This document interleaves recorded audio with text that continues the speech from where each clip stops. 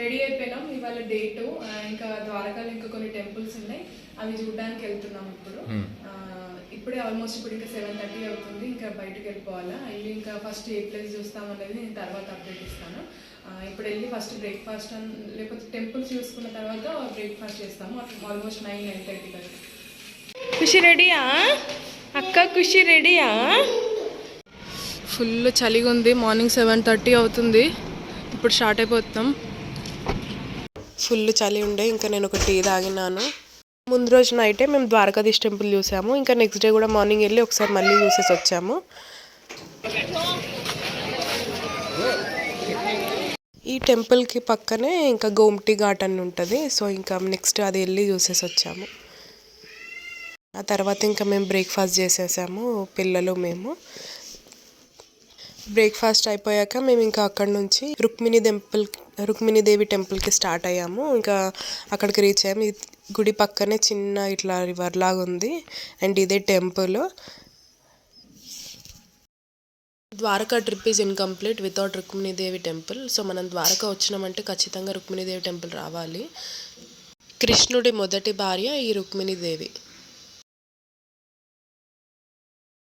ఇంకా రుక్మిణీదేవి టెంపుల్ దర్శనం అయిపోయాక మేము అక్కడి నుంచి నాగేశ్వర్ జ్యోతిర్లింగం వెళ్ళినాము. 12 జ్యోతిర్లింగాల్లో 9th జ్యోతిర్లింగం మనకి నాగేశ్వర్ జ్యోతిర్లింగం. ఇంకా నాగేశ్వర్ జ్యోతిర్లింగం చూసుకున్న తర్వాత బెట్ ద్వారకా వెళ్ళాలనే ప్లాన్. సో చూడాలి ఎలా అవుతుందో. నాగేశ్వర్ జ్యోతిర్లింగ్కి వచ్చేసాము. ఇప్పుడే ఎంట్రీ అవుతున్నాము. ఇదే ఎంట్రన్స్. మెల్లిగా బాగుంది కదా టెంపుల్, చాలా బాగుంది. ఇక్కడ పార్కింగ్ ఏమో, పార్కింగ్కి తీసుకుంటున్నారు ఇక్కడ.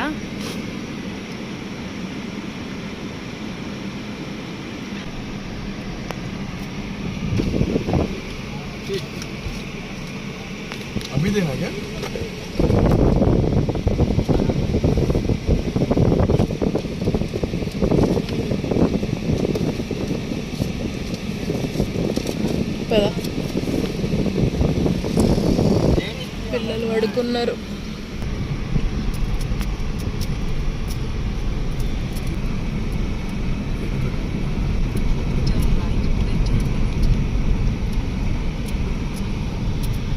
టెంపుల్ ఎంత బాగుంది.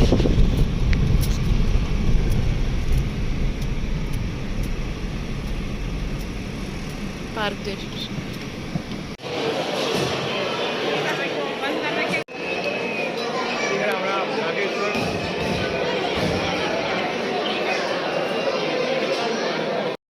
నాగేశ్వర్ జ్యోతిర్లింగం దర్శనం అయ్యాక మేము ఇంకా ఇక్కడ నుంచి బెట్ ద్వారకా వెళ్ళడానికి స్టార్ట్ అయ్యాం. ఆల్మోస్ట్ ఒక 30 కిలోమీటర్స్ ఉంటుంది ఇక్కడ నుంచి. ముందైతే మనం ఇక్కడ నుంచి ఓకా వెళ్ళాల్సి వస్తుండే. ఓకా నుంచి మనము ఫెరీ అంటే షిప్ తీసుకొని వెళ్ళాలి. ఇంకా ఇవే షిప్స్. ఈ షిప్స్లో మనల్ని ఓకా నుంచి బెట్ ద్వారకా వరకు తీసుకెళ్తారు. బట్ ఇప్పుడు ఏమైందంటే ఇక్కడ కనిపిస్తుంది ఇట్లా బ్రిడ్జ్ చేసిండ్రు. మనం ఇంకా బెట్ ద్వారకాకి ఒక 1 కిలోమీటర్ ముందు వరకు మనకి బ్రిడ్జ్ ఉంటుంది. సో ఇక్కడ మనము మన ఓన్ వెహికల్స్లో మనం ఈ బ్రిడ్జ్ నుంచి వెళ్ళిపోవచ్చు. అక్కడ మనం ఇంకా కార్ పార్కింగ్స్ అవన్నీ ఉంటాయి. మనం పార్క్ చేసుకొని అక్కడ నుంచి మళ్ళీ ఇంకా ఆటో తీసుకోవాలి. టెంపుల్లోకి ఫోన్స్ అలా ఉండవని మేము కార్లోనే ఫోన్స్ అన్నీ పెట్టేసి ఇక్కడ నుంచి మేము గుడికి వెళ్ళిపోయినాము. బెట్ ద్వారకా దర్శనం ఇంకా ఇప్పుడు అయిపోయింది. మేము వెళ్ళింది ఆల్మోస్ట్ ఇంకా 10 to 1 అట్లా వెళ్ళినాము. వెళ్ళేసరికి అది 1కి క్లోజ్ అయిపోయింది. సో ఇంకా 1కి క్లోజ్ అయితే మళ్ళీ 4:30కి స్టార్ట్ చేస్తారు. ఇంకా ఏం చేసినామంటే అక్కడే ఒకటి మ్యూజియం ఉంది. అక్కడే బెట్ ద్వారకాకి దగ్గరలో ఒక మ్యూజియం ఉంది. దానికి వెళ్ళేసి హనుమాన్ టెంపుల్ ఉంది. హనుమాన్ టెంపుల్కి అక్కడ బెట్ ద్వారకాకి దగ్గరలో ఒక 5 to 6 కిలోమీటర్స్ దూరంలో హనుమాన్ టెంపుల్ ఉంది.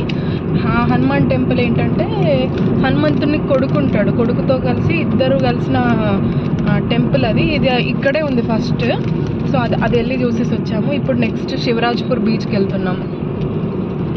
శివరాజ్పూర్ బీచ్కి సన్సెట్ టైం వరకు రావాలని ప్లాన్ చేసుకున్నాం. సో ఆల్మోస్ట్ మేము 6-5 వరకు అట్లా రీచ్ అయిపోయినాం. ఇంకా అప్పుడే సన్సెట్ అవుతుంది. అసలు వ్యూ మాత్రం చాలా బాగుండే.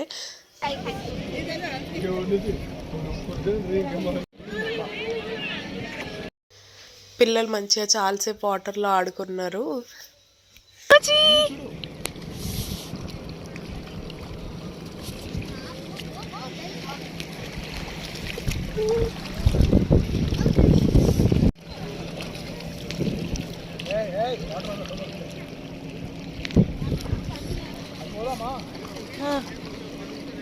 వెళ్దాం.